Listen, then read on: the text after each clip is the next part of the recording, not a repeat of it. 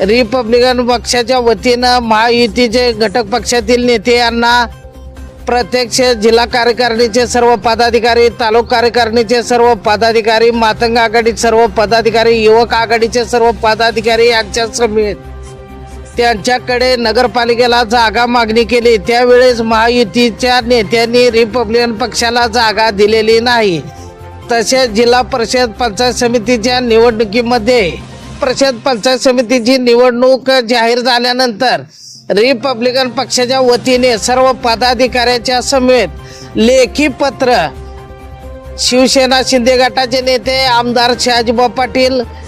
तसेच भाजपचे जिल्हाध्यक्ष चेतन शेख केदार यांच्याकडे रिपब्लिकन पक्षाला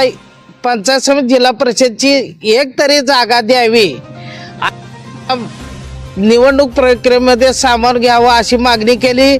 त्यावेळेस देखील आम्हाला त्यांच्याकडनं उडवाउडवीची उत्तरं मिळाली। तुमच्याकडे आर्थिक रक्कम आहे का, तुमचं उमेदवार सक्षम आहे का, म्हणून आमच्या पक्षातील कार्यकर्त्याला डावलण्याचा प्रकार महायुतीच्या घटक पक्षातील नेत्यांनी केलेला आहे। त्यामुळे सांगोला तालुका कार्यकारिणीची बैठक घेऊन यापुढील काळात जिल्हा परिषद पंचायत समिती निवडणुकीमध्ये महायुतीच्या उमेदवाराचा प्रचार करायचा नाही असे सर्वानुमते ठरले आणि तसंच सर्व पत्रकार परिषद घेऊन आम्ही जाहीर आज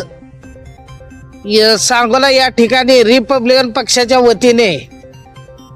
जे 77व्या प्रजासत्ताक दिनानिमित्त नाशिक येथील प्रजासत्ताक दिन सोहळ्यात गिरीश महाजन यांनी बाबासाहेबांचा नाव उल्लेख न केल्यामुळे या घटनेचे तीव्र प्रसाद राज्यात उमटत असताना आज आम्ही सर्व पदाधिकाऱ्यांनी पोलीस स्टेशनला त्या संदर्भात निवेदन दिले। त्यानंतर आम्ही एकत्र या ठिकाणी सांगोल्यात पदाधिकाऱ्यांची बैठक घेतली असता आमच्या रिपब्लिकन पक्षाच्या पदाधिकाऱ्यांनी